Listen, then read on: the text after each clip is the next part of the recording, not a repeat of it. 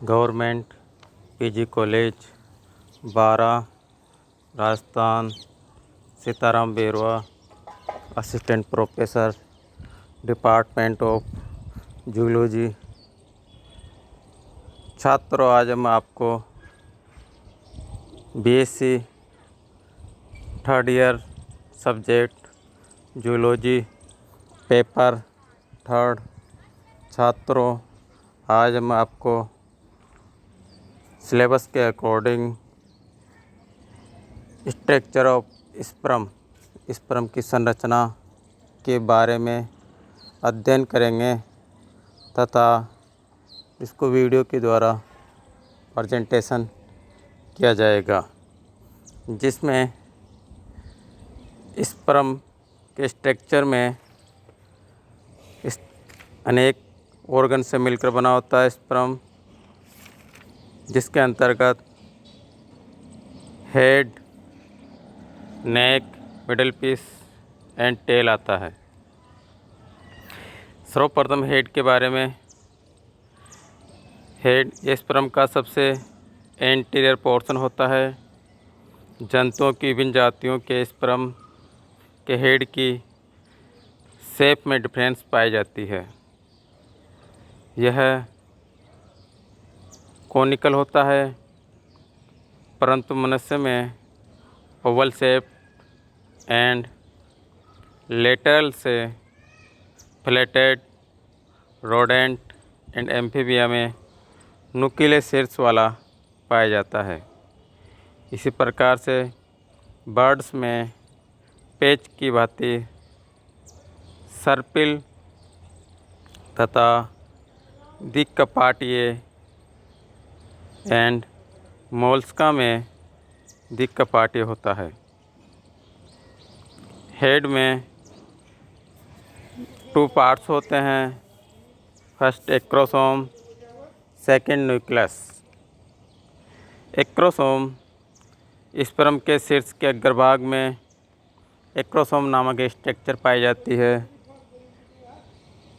Different species के sperms में acrosome की शेप एंड साइज में डिफरेंस होता है। एम्फीबिया, रेप्टिलिया तथा मेनी बर्ड्स के स्पर्म्स में एक्रोसोम नुकीला एंड परफोरेटोरियम प्रकार का होता है, परवेदक प्रकार का, जो छूने या किसी में अंदर प्रवेश करने में हेल्प करता है। सम बर्ड्स में एक्रोसोम नुकीला व सर्पिल होता है। रोडेंट में एक भाले के आकार तथा कुल्हाड़ी के आकार का होता है।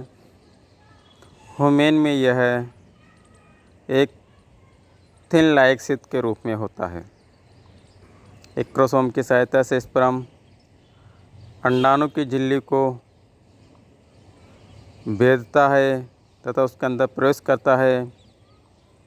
एक्रोसोम एक द्विस्तरीय कला से आवृत रहता है, डबल मेम्ब्रेन से। यह न्यूक्लियस के शीर्ष आच्छद का निर्माण करता है।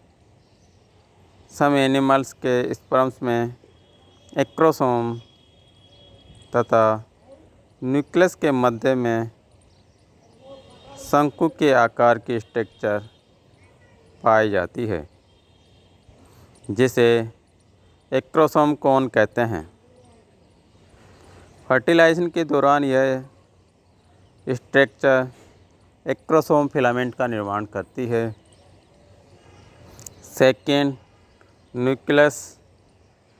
न्यूक्लियस के शीर्ष का अधिकतर भाग न्यूक्लियस द्वारा बना होता है। स्पर्म न्यूक्लियस में सिर्फ आनुवंशिक पदार्थ डीएनए पाया जाता है। यह इतना अधिक कॉम्प्लेक्स या सनत प्रकार का होता है कि न्यूक्लियस की आंतरिक स्ट्रक्चर अस्पष्ट हो जाती है। स्पर्म में न्यूक्लियस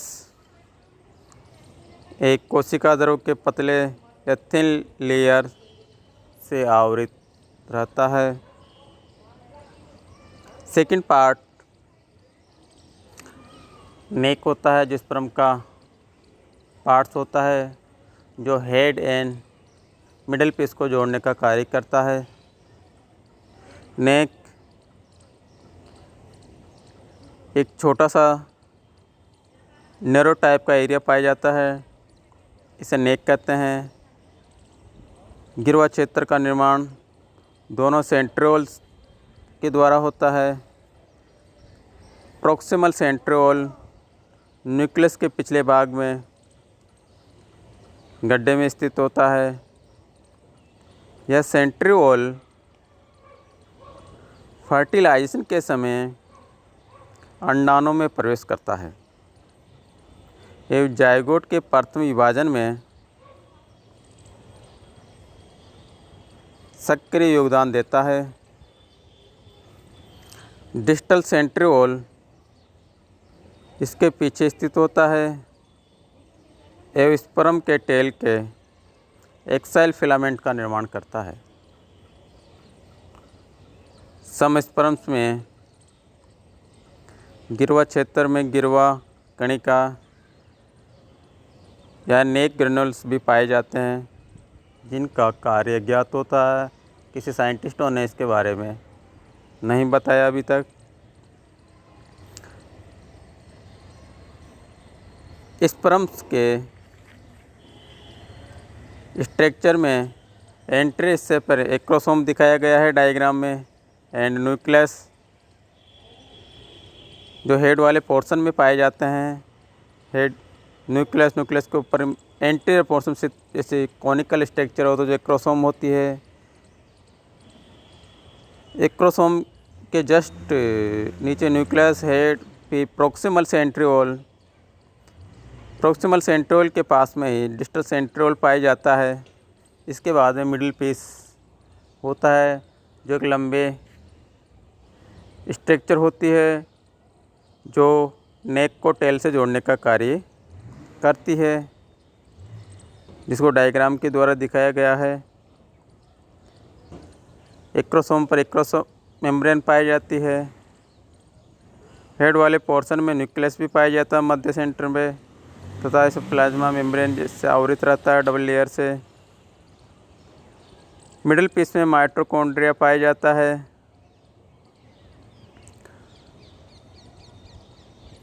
और मिडिल पीस के लास्ट पोर्शन पर रिंग एक वलयाकार जिससे सेंट्रियोल पाए जाते हैं। मिडिल पीस स्पर्म का एक तीसरा पार्ट होता है जो नेक एंड टेल को जोड़ने का कार्य करता है। डिस्टल सेंट्रियोल द्वारा उत्पन्न एक्साइल फिलामेंट मिडिल पीस का निर्माण करता है तथा फ्लैजेला के बेसल बॉडी का कार्य करता है, जिसे आधार प्रदान करता है। एक्साइल फिलामेंट के चारों ओर माइटोकॉन्ड्रिया उपस्थित होते हैं। माइटोकॉन्ड्रिया की व्यवस्था डिफरेंट स्पीशीज में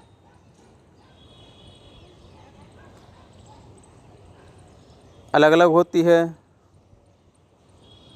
ये पूरे मिडिल पीस में गुच्छों के रूप में या एक्साइल फिलामेंट के चारों ओर सर्पिल कुंडली के रूप में पाए जाते हैं।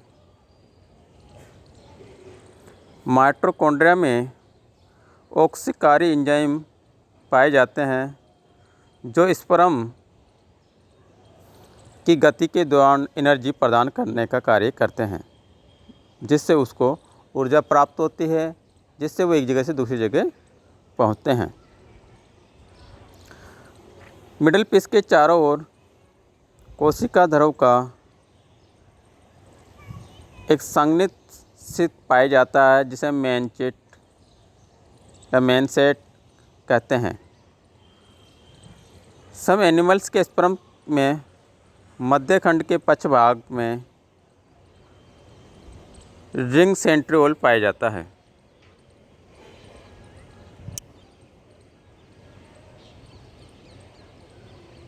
इसके बाद में लास्ट में इसका फोर्थ पोर्शन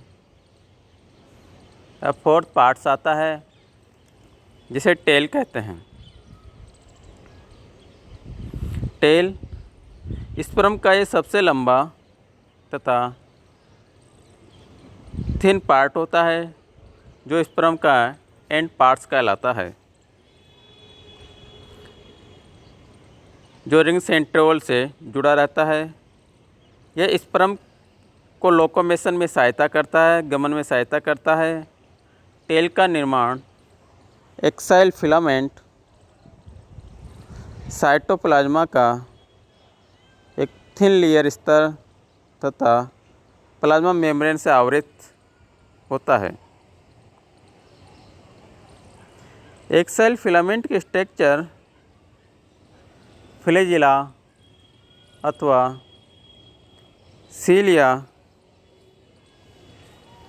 के समान होती है। स्पर्म के टेल को दो भागों में विभाजित करते हैं। प्रथम main piece and second end piece. Main piece में एक्साइल फिलामेंट साइटोप्लाज्मा के एक मोटे स्तर से आवृत रहता है। एंड पीस में साइटोप्लाज्मा का आवरण अनुपस्थित होता है, इसलिए इसे फ्लैजिला का अनावृत भाग भी कहा जाता है, इसमें कोई आवरण नहीं होता। स्पर्म टेल की सहायता से ध्रुव माध्यम में तैरकर अंडाणु तक पहुंचते हैं।